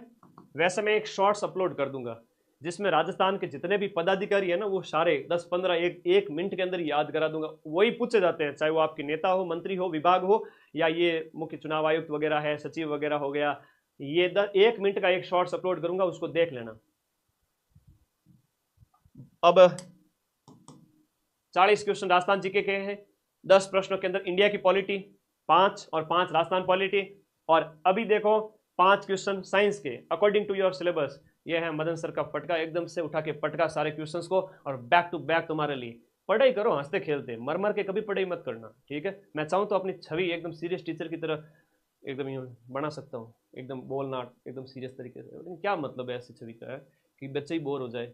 तो फन के साथ स्टडी करो बेटा। मैं तुम्हारा दोस्त बन के तुम्हें पढ़ाता हूँ, कोई एकदम ऐसे गुरुजी बन के नहीं पढ़ाता हूँ, है ना। गुरुजी तब बनेंगे 20 साल बाद में, जब हम 20-30 साल बाद बूढ़े हो जाएंगे तब, है ना। तो अभी तुम्हारा भाई, तुम्हारा दोस्त, एकदम तुम्हें आगे बढ़ाने वाला जो होता है ना, मोटिवेटर, वैसे, ताकि तुम भी बढ़िया तरीके से पढ़ सको मेरे साथ। भौतिक परिवर्तन का एक उदाहरण है। भौतिक परिवर्तन के अंदर क्या होता है? वापस से चेंज हो जाता है। जैसे हवा में चांदी के बर्तन है वो काले पड़ गए, तो वापस से उसका वो क्या, रासायनिक परिवर्तन हुआ उसके अंदर, इस वजह से काले हुए। मोमबत्ती का जलना, ये मैंने कल शॉर्ट्स में डाला था कि नहीं डाला था, और ये समझ लो तुम्हारे 4th ग्रेड के पेपर में छप गया। मोमबत्ती का पिघलना, ये किस प्रकार का उदाहरण है बताओ? ये पूछा गया था अभी रिसेंटली एग्जाम के अंदर। ये मोमबत्ती वाला तो बच्चों के पीछे ही पड़ा है हाथ धो के। तो मोमबत्ती का जलना तो ये आपका रासायनिक है, और ये जो मोमबत्ती पिघल जाए ना, तो जो मोम नीचे इकट्ठा हो जाए उसको आप वापस मोमबत्ती भी बना सकते हो। तो ये तो कैसा परिवर्तन है? वापस उस रूप में आ सकता है, इसलिए ये तो भौतिक परिवर्तन है। और इसकी अगर हम बात करें जलना, तो मोमबत्ती जो जल रही है वो रासायनिक परिवर्तन है। दूध से दही बन गया, दही से वापस दूध बना सकते हो क्या? ना गुरुजी, को नहीं बना सकते। तो वो है भौतिक, ये रासायनिक परिवर्तन है। ये है भौतिक परिवर्तन, जिसमें पानी में चीनी का घुलना। अब पानी में चीनी घुल गई तो उसको गर्म करो, पानी तो उड़ जाएगा, चीनी पीछे रह जाएगी, नमक पीछे रह जाएगा। वापस उस चीज को अगर आप प्राप्त कर सकते हो, वो किस प्रकार का परिवर्तन है? हाँ, इसमें दोनों प्रकार के परिवर्तन कौन नहीं है। बार बार एग्जाम में क्वेश्चन आएगा, एक पूछेंगे मोमबत्ती का जलना कैसा उदाहरण है, भौतिक परिवर्तन, रासायनिक परिवर्तन, या दोनों प्रकार के परिवर्तन। अब तुम लखनऊ के लाडो कह दोगे कि सर मोमबत्ती जलना एक रासायनिक, दोनों प्रकार के परिवर्तन है। यहाँ जलना पूछा गया है तो जलना एक रासायनिक परिवर्तन है, जलना क्या है? रासायनिक है। अभी ये 2 महीने पहले पेपर में पूछा गया था, और मैं वही पढ़ाता हूँ जो सीधे पेपर में आते हैं। ठीक है, दुनिया भर की चीजें मैं नहीं पढ़ाता। और मैं अगर आज टीचर नहीं होता तो डॉक्टर होता कहीं बड़े हॉस्पिटल एम्स के अंदर। ठीक है ना, वो तो अच्छा हुआ कि पिताजी किसान थे, उतने पैसे थे नहीं कि मुझे साइंस बायो दिला नहीं पाए। ठीक है ना, वरना तो मैं आज एम्स दिल्ली के अंदर बड़ा डॉक्टर होता। तो तुम्हें कौन पढ़ा था फिर? ठीक है, तो ये तो माँ सरस्वती ने कहा कि बेटा तू साइंस मत ले, तू आर्ट्स ले ले और इधर आ जा। तो वो बात है कि तुम लोगों को सारी चीज़ें ध्यान रखो बेटा, बहुत इंपॉर्टेंट है। तो ऐसे क्वेश्चन आते हैं एग्जाम के अंदर। जिस धातुक्रम प्रक्रिया के अंतर्गत धातु है वो मिश्रित अवस्था में पाई जाती है, अब इसका आंसर करो फटाफट, आंसर करो।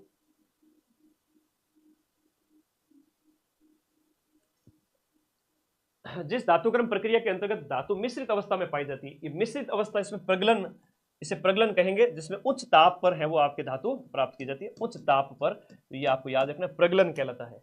आधुनिक आनुवंशिकता का जो है, आधुनिक आनुवंशिक विज्ञान का जनक है ग्रेगर जोहन मेंडल है, और आनुवंशिकता तुम्हारे सिलेबस के अंदर है भाई। ठीक है, अगला देखो, मनुष्य के शरीर के अंदर जो पसलियां होती है, ये जो आपको पसलियां दिख रही है, कहते हैं ना हड्डी पसली, ये कर दूंगा। पसलियां जो है आपके सीने की जो पसलियां हैं वो 12 जोड़ी होती हैं। कितनी होती है? 12 लेफ्ट और 12 राइट, और उसी के नीचे आपके ये जो फुफ्फुस और आपका हृदय सेफ रहता है। और कई बार होता है चोट लग जाए तो पसली में दर्द हो जाता है। ठीक है, तो 12 और 12 24 होती है। निम्नलिखित में से कौन से सेट में सारी विषाणु जनित बीमारियां हैं और मानव रोग, मानव शरीर तंत्र? मुझे पूरा सिलेबस याद है, 50 एग्जाम पढ़ाता हूँ, सबके सिलेबस मुख जुबानी याद रखता हूँ और उसके अकॉर्डिंग पढ़ाता हूँ, फिर क्वेश्चन मिलाता हूँ। तुम भी अपना सिलेबस याद रखा करो। ठीक है, यहाँ पर यह पूछा गया कि कौन से में, क्वेश्चन नंबर 55 के अंदर सारी की सारी बीमारियां हैं वो आपके क्या है? विषाणु जनित है। विषाणु जनित बीमारियों की एक ट्रिक है, रेखा हमें हिट करके पोचे छोड़ गई, रेखा हमें हिट करके पीछे छोड़ गई, पीछे से हो गया पोचे छोड़ गई। अब ये मैं करवा रहा हूं, याद कर लेना, ये विषाणु जनित बीमारियों की ट्रिक है। तो इसमें जो हर्पीज है, मम्स है, रेबीज है, ये सारी विषाणु जनित है। टीबी की बात करें तो बैक्टीरिया, जीवाणु हो गया, और इसमें भी टीबी आ गया है ना, पोलियो वगैरह तो आपका विषाणु हो गया। छोटी माता कैंसर, तपेदिक वापस वो क्या हो गया? जीवाणु जनित। तो ये सारी की सारी विषाणु है। विषाणु का कोई इलाज नहीं होता है, जीवाणु का तो फिर भी इलाज हो जाता है, विषाणु जैसे एड्स वगैरह का कोई इलाज नहीं है। रेबीज, ये बीमारी देखो, एक तो होगी रेबीज, एक होगी आपकी खसरा, रेबीज होगी, खसरा हो गई, हर्पीज हो गया, हर्पीज, मेनिंजाइटिस, उसके बाद एक और है हर्पीज और मेनिंजाइटिस। याद कर लो, सीधा सा प्रश्न आएगा एग्जाम में, ट्रिक से याद करवा देता हूं, वरना कितना ही पढ़ लोगे याद होगा ही नहीं। मेनिंजाइटिस, हिट करके पीछे छोड़ गई, पोलियो एड्स चेचक, पोलियो एड्स और चेचक, ये आपकी विषाणु की बीमारी है। छोड़ गई, इसमें देखो छोटी माता है ना, तो ये आपको याद रखना, छोटी माता। ड से डेंगू, और तुम्हारे तो एग्जाम में डेंगू ही पूछेंगे, तुम्हारे तो एग्जाम में डेंगू ही पूछेंगे, याद रखना भले ही। बहुत कंफ्यूज करने वाला क्वेश्चन है। हाँ, कांस्टेबल की मैराथन लाएंगे बेटा, क्लास तैयार हो रही है, जिसमें आप लोगों को मैं महिला बाल अपराध के जो धाराएं वगैरह वो पढ़ूंगा। ठीक है, ये डेंगू वाला क्वेश्चन तो पिछले काफी टाइम से बहुत ज्यादा पूछा जाने लगा है ना। डेंगू है वो आपका विषाणु के अंदर है। और ग से याद करना आपका गलगंड और इंसेफेलाइटिस, गलगंड, और ई से हो गया आपका इनसेफेलाइटिस, जो जापानी बुखार है, उत्तर प्रदेश में ज्यादा होता है, इंसेफेलाइटिस, इंसेफेलाइटिस। और वो बस पीछे छोड़ गई। ठीक है, ओके। तो मुझे नहीं लगता किसी भी बच्चे को दिक्कत होगी, कोई भी बच्चे को किसी भी प्रकार की दिक्कत नहीं होनी चाहिए। ऐसी मैराथन हर सप्ताह आएगी और सप्ताह में 2-2 भी लगा सकता हूँ। तो अभी तो मैं ऐप में पढ़ा रहा हूँ इसलिए थोड़ा मुझे टाइम लग रहा है। बाद में अगस्त से थोड़ा फ्री हो जाऊंगा, सारे बैच कंप्लीट करा के, चाहे लैब असिस्टेंट हो, चाहे आपके पटवार वीडियो हो, पटवार वगैरह तो ऑलमोस्ट हो गए कंप्लीट, और 4th ग्रेड हो गए, रीट के हो गए, तो वो फ्री होते ही तुम लोगों को खूब ज़्यादा पढ़ाऊंगा। तब तक तुम भी ऐप में नोट्स पढ़ लो सारे। विषाणु जनित रोगों की अगर हम बात करें तो जो विषाणु से होते हैं, वायरस से होते हैं, उन रोगों में रेखा हमें हिट करके पीछे छोड़ गई। रेखा बहुत बदमाश है। रे से रेबीज, ख से खसरा, है ना, ये मम्स वगैरह वही है, और हर्पीज और मेनिंजाइटिस और पोलियो, एड्स चेचक, चोट से छोटी माता डेंगू, ग से गलगंड और ए से इंसेफ्लाइटिस। ये एक दिमागी बुखार होता है। क्या होता है? दिमागी बुखार। यूं ही नहीं कहा मैंने, अगर हम तुम्हें ना पढ़ा रहे होते तो एम्स में बड़े डॉक्टर होते बेटा। बायो में बड़ी रुचि थी, पिताजी के पास पैसे नहीं थे इसलिए सपने पूरे नहीं कर पाए थे। कोई मलाल नहीं है, आज उससे आगे बढ़ गए। तो कई सारी चीज़ें होती है। वो सोचा है कि एक जिन बच्चों के पास वो मार्केट के अंदर जाके 10-10, 20-20 हज़ार की फीस नहीं भर सकते, ऑफलाइन रूम लेके रहेंगे तो 40-50 हज़ार का और खर्चा आ जाएगा, साल भर में 50-60-70 हज़ार का उनके एक्स्ट्रा खर्चा आ जाएगा। तो मैंने कहा क्यों ना 1,000 के अंदर अंदर घर बैठे ही एजुकेशन दे दी जाए। तो इसलिए तुम्हारे जो अफोर्डेबल एजुकेशन है वो माइंड मैप ऐप के थ्रू दे रहा हूँ आज लाखों बच्चों को। ये तुम्हारे प्यार की वजह से पॉसिबल हुआ, बाकी मेरी तो क्या ही बिसात है, माँ सरस्वती का आशीर्वाद है। तो चलो बच्चों, प्रोग्राम कंप्यूटर के 5 क्वेश्चन साइंस के करवा दिए। अब 5 क्वेश्चन आपके कंप्यूटर के पढ़ाऊंगा। कंप्यूटर में जो जो सिलेबस में सॉफ्टवेयर वगैरह, MS एक्सेल, MS ऑफिस वगैरह, ऑपरेटिंग सिस्टम वगैरह, जो सिलेबस में उसके सिंपल क्वेश्चन है, इसमें कोई रॉकेट साइंस नहीं है, दिमाग लगाना, आराम से इसको पहचान पाओगे। 56वां क्वेश्चन कंप्यूटर का है, यहाँ से कंप्यूटर स्टार्ट हो रहा है। 5 क्वेश्चन आएंगे तुम्हारे पेपर में। प्रोग्राम या इलेक्ट्रॉनिक निर्देश का जो सेट होता है ना, प्रोग्राम क्या है? इलेक्ट्रॉनिक जो निर्देश होते हैं उनका एक सेट है जो कंप्यूटर को यह बताता है कि उसे क्या करना है। This is called software. ये सॉफ्टवेयर होते हैं और बहुत सारे सॉफ्टवेयर होते हैं, जैसे फोटोशॉप होता है, एडोब होता है, ऐप कंप्यूटर के अंदर, आपके फोन में भी आप यूज करते हो। तो ये सॉफ्टवेयर होते हैं। हार्डवेयर तो पुर्जे होते हैं जो बाहर जिन्हें आप टच कर सकते हो, इनपुट दे सकते हो।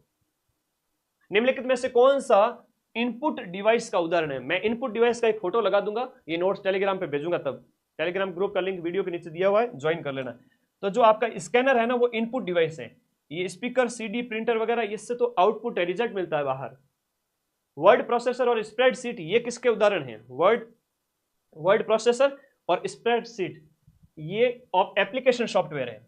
वर्ड प्रोसेसर और स्प्रेडशीट एप्लीकेशन सॉफ्टवेयर है। कंप्यूटर के अंदर AI का क्या अर्थ है?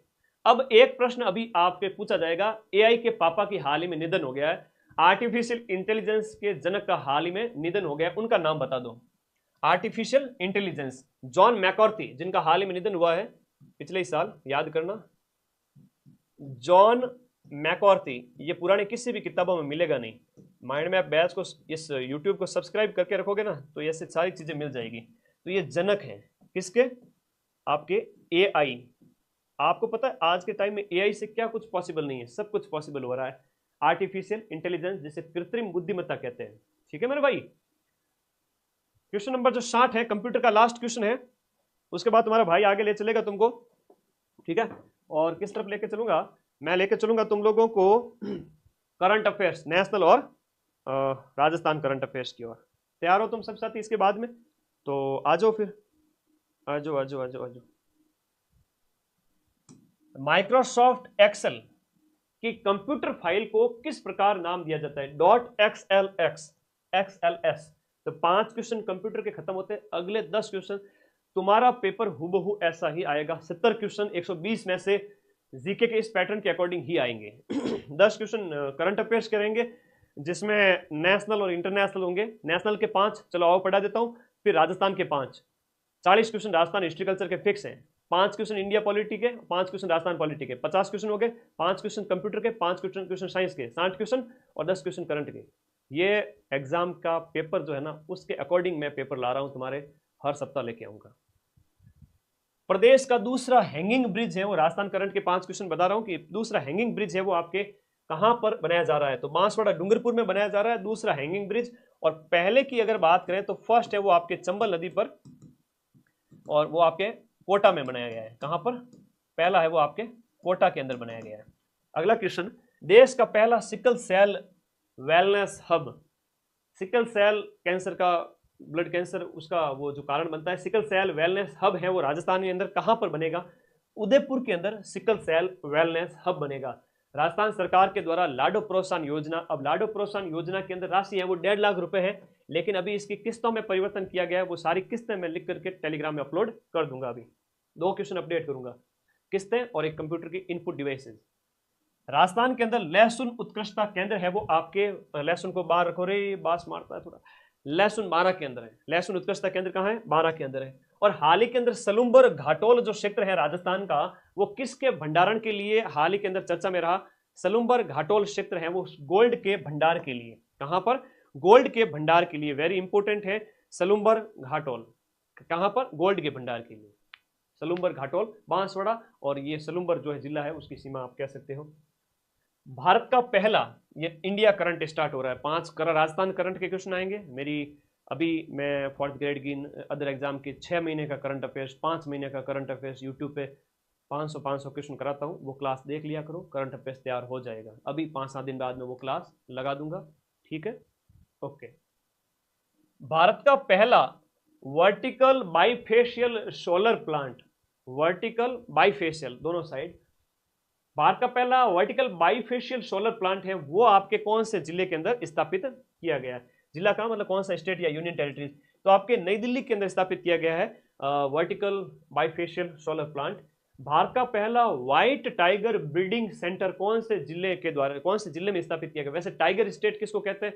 टाइगर स्टेट अपने मध्य प्रदेश को कहते हैं। और यहीं पर सफेद बाघ का जो प्रजनन केंद्र है वो स्थापित किया गया है। टाइगर स्टेट कहलाता है मध्य प्रदेश, क्योंकि सबसे ज्यादा जो टाइगर है वो आपके कहां पर है? मध्य प्रदेश के अंदर है। तो टाइगर स्टेट अपना मध्य प्रदेश है, वहां पर ही सफेद बाघ का प्रजनन केंद्र बनाया गया है। भारत के नए मुख्य चुनाव आयुक्त कौन बने? ज्ञानेश कुमार भारत के नए मुख्य चुनाव आयुक्त, यानी कि जो नए मुख्य चुनाव आयुक्त बन गए ज्ञानेश कुमार, याद रखना ज्ञानेश कुमार 26वें क्रम के है ना, बिल्कुल सही है, 26वें क्रम के बने हैं।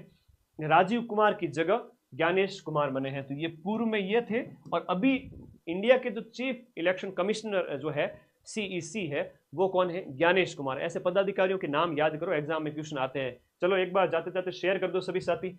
हम बात कर रहे हैं इसरो के नए अध्यक्ष जिसका नाम है V Narayan.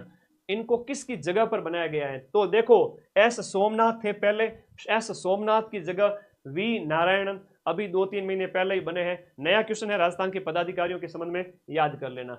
Last and final question, 70 question according to your syllabus. 17वां क्वेश्चन जैसा आपके पेपर में आएगा, विजय हजारे जो स्पोर्ट्स से संबंधित क्वेश्चन आया कि विजय हजारे जो ट्रॉफी है वो विदर्भ को हरा करके कर्नाटक ने जीती है, तो कर्नाटक यहां पर क्या हो गया? विजेता हो गया। प्यार है ना, उस वजह से मैं बना